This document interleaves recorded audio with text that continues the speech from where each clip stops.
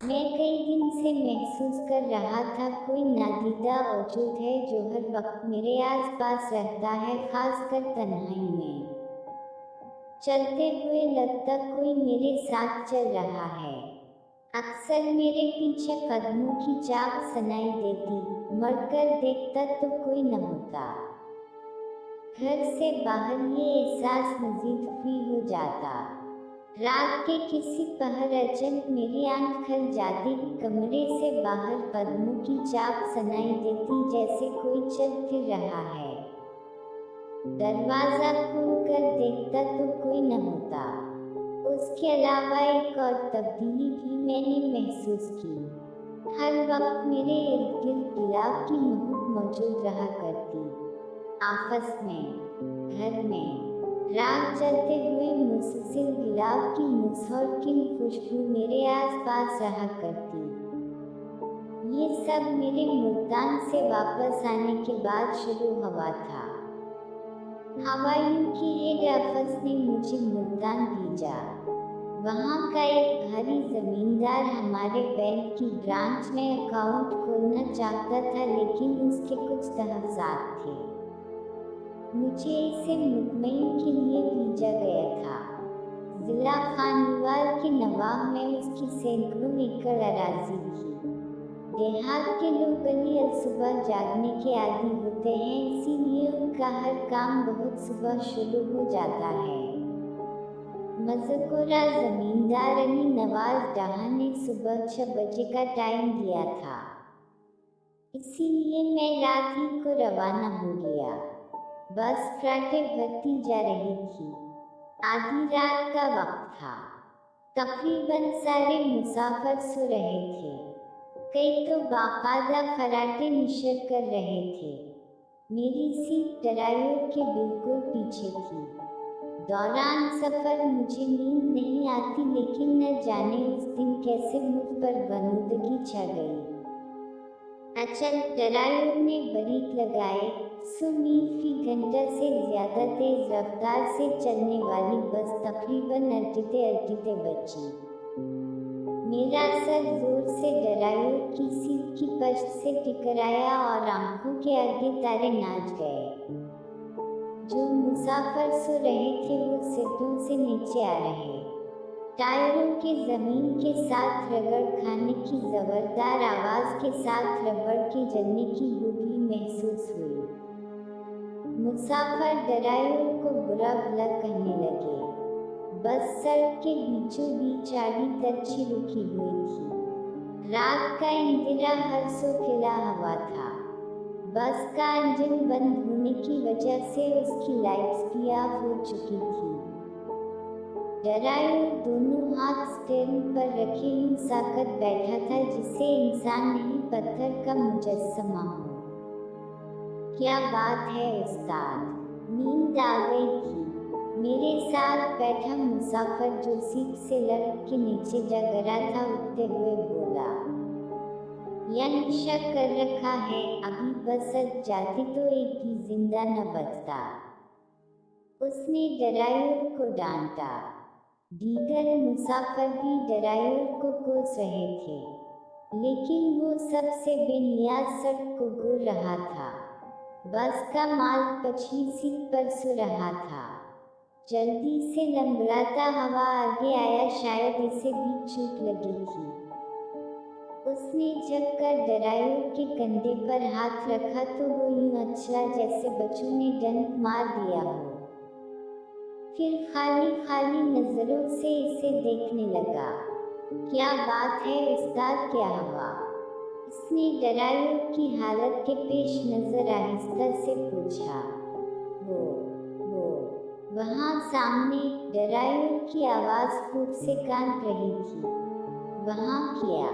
शायद तुझे नींद आ गई होगी, उसने नागवारी से कहा। चल पीछे आ जा, मैं चलाता हूँ। कई बार कहा है, नींद आई तो बता दिया कर, शर्माया न कर।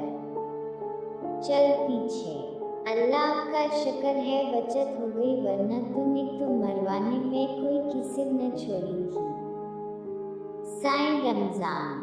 मैं अल्लाह पाक की कसम खाता हूँ मैं जाग रहा था। नींद आए तो मैं कभी ड्राइविंग सीट पर नहीं बैठता। वहाँ सड़क के दरमियान एक जवान लड़की खड़ी थी। रोशनी पड़ी तो मैंने ब्रेक लगाए, पर मेरे ख्याल वो बस के नीचे आ गई है। वो बुरी तरह घबराया हुआ था। अल्लाह खैर, रमजान जल्दी से नीचे उतर गया। उसकी देखा देखी कई मुसाफिर भी उतर गए। मैं भी नीचे आ गया। रात की तारीकी में कुछ देखना मुश्किल था। सड़क की दोनों तरफ शायद खेत थे, क्योंकि दूर दूर तक किसी इमारत का हैवला तक नजर न आ रहा था। अचानक मुझे गुलाब की खुशबू महसूस हुई। मेरा वजूद जैसे मुअत्तर हो गया। शायद करीबी गुलाब के फूलों का फार्म होगा। मेरे दिल में ख्याल आया। रमजान बस से टार्च निकाल लाया था और उसकी रोशनी सड़क पर डाल रहा था। वो थोड़ी दूर चल कर गया, फिर वापस आ गया। चलो चलो बैठो, कुछ भी नहीं हुआ, उसने मुसाफिरों से कहा और सब पर चल गया, जिनमें से कई मौके से फायदा उठाकर रफा हाजत के लिए सड़क के किनारे बैठ गए थे। खैर उनके आने पर रमजान ने चलो उस्ताद का नूरा लगाया। ड्राइवर ने बस स्टार्ट की तो घर की आवाज़ आई, लेकिन इंजन स्टार्ट न हुआ। कई बार कोशिश करने पर भी नतीजा वही रहा। सत्यानाश। रमजान बड़बड़ाया और नीचे उतर कर उसने बोन ठट्ठा दिया। काफ़ी देर टार्च की रोशनी में जायजा लेता रहा। कुछ पर्दों को उसने ठूक बजा कर देखा। चल उस्ताद, सल्फ मार, उसकी चीखती आवाज़ बाहर से सुनाई दी, लेकिन हर कोशिश बेसुध साबित हुई। नीचे आकर खुद ही देख उस मुसीबत को, उसने ड्राइवर की खिड़की के पास आकर कहा। दिसंबर का महीना था, यह बस्ता मौसम में सब बेचारे की कुल्फी जिम गई थी। जरूर पड़ी अमेरिका में मुसाफिर बरदार त्याड़ा कर पा। नहीं, मैं नीचे नहीं उतरूंगा, मैं सच कह रहा हूँ। सड़क के दरमियान एक नौजवान लड़की खड़ी थी। ब्रेक लगाने के बावजूद बस उसके ऊपर से गुजर गई। उसकी घबराहट किसी तौर कम होने में नहीं आ रही थी। उस बार रमजान भी परेशान हो गया। उसने टार्च की रोशनी में बस के आगे वाले हिस्से को गौर से देखा। झुककर बम्पर को देखने के बाद उसका मुंह बन गया। तो पागल तो नहीं हो गया उस्ताद? अगर कोई लड़की बस से टकराई होती तो उसका खून बस के बॉडी पर जरूर लगता। समझ में आई बात? चल नीचे उतर कर इंजन देख, मेरी समझ में कुछ नहीं आ रहा। उसने ड्राइवर को बुरा भला कहते हुए नीचे आने को कहा। मुसाफिरों के असरार पर वो कपकपाता हवा नीचे उतर तो गए, लेकिन खौफजदा नजरों से दाएं बाएं देखा रहा था, जैसे उस लड़की की रोई से भी खा जाएगी। माल के डांटने पर वो चला तो गया था, पर खूब की उस हालत में अगर वो कुछ करना भी चाहता तो मुमकिन न था। रमजान ने उसकी सीट संभाल कर इंजन स्टार्ट करने की कोशिश की, लेकिन लाहासिल। मुसाफिर भी परेशान हो गए। आधी रात का वक्त, वीरान सड़क, कुछ भी हो सकता था। खासकर वो मुसाफिर जिनके साथ ख्वातीन थी बुरी तरह डरे हुए थे। अचानक बिजली जोर से चमकी और एक लम्हे के लिए आंखों को फिरा कर गई। उसके साथ ही मूसलाधार बारिश शुरू हो गई। मुसीबत पर मुसीबत। रमजान बड़बड़ाया। ड्राइवर जल्दी से भागता हुआ अंदर आया और ड्राइविंग सीट के पास टोल नंबर सीट पर बैठ गया। खिड़कियां दरवाजे बंद होने के बावजूद यह बस्ता हवा ने कपकपा कर रख दिया। बस खास नहीं और आरामदेह थी। इंजन की खराबी समझ से बाहर थी। शायद एक ब्रेक लगाने की वजह से कोई तार वगैरह अखड़ गई थी। मैंने जब से सिगरेट निकाल कर सलगाया जिससे सिद्धि का एहसास कुछ कम हो गया। बिजली की कड़क से कानों के पर्दे फटते महसूस हो रहे थे। वो देखो, सामने अचानक ड्राइवर जोर से चलाया। सब चौंक गए। वो अंगुली से सामने सड़क की तरफ इशारा कर रहा था। क्या है सामने? क्या पागल हो गया है? रमजान जो पहले ही झंझलाया हुआ था ड्राइवर पर बरस पड़ा।